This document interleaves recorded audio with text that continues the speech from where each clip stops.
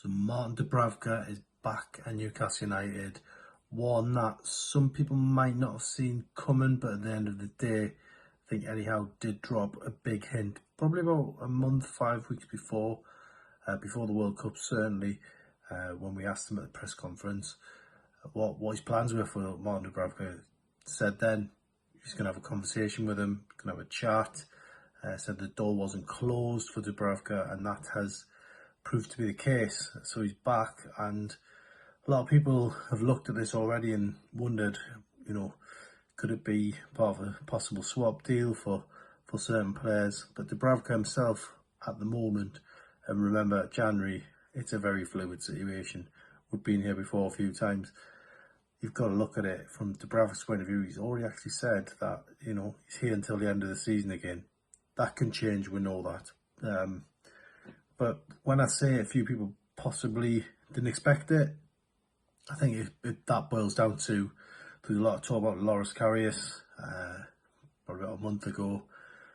Certainly in Saudi Arabia, he played in the game against Al Hilal, played very well, had an unbelievable game, made some key saves. Eddie Howe talked up his chance of signing him.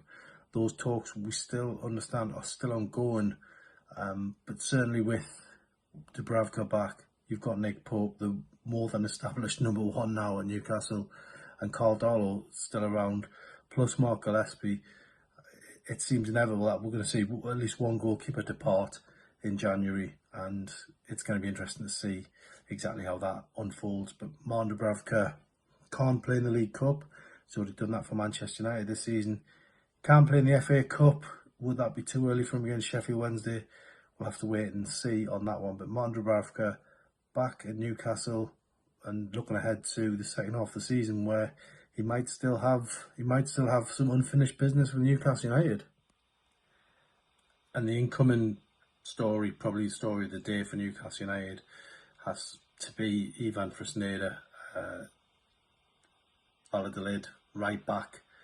Newcastle obviously don't need a right back at the moment. They have Kieran Trippier doing a very good job, and they've got Javier Manquillo as backup. Emil Kraft coming back from injury later this year, but this is an 18-year-old that's already attracting attention from the likes of Juve, the likes of Atletico Madrid. He was on Real Madrid's books, but he's at Valladolid now and doing very well. And Steve Nickson has actually been pictured in Marca, the big football newspaper over there.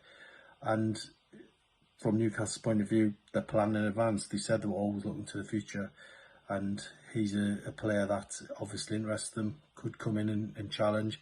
You've got to look at next season as well, where Javier Manquillo, we don't know exactly how much longer he's going to be with Newcastle. And next season, possibly European football, you're going to need a big squad then. So Newcastle looking at this youngster.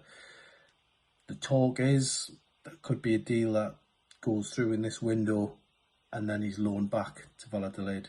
So we'll have to wait and see what happens. Last time Steve Nickson was pictured this close to his scout mission, of course, was Bruno Guimaraes, and we all know what happened there. So we'll have to wait and see on that one.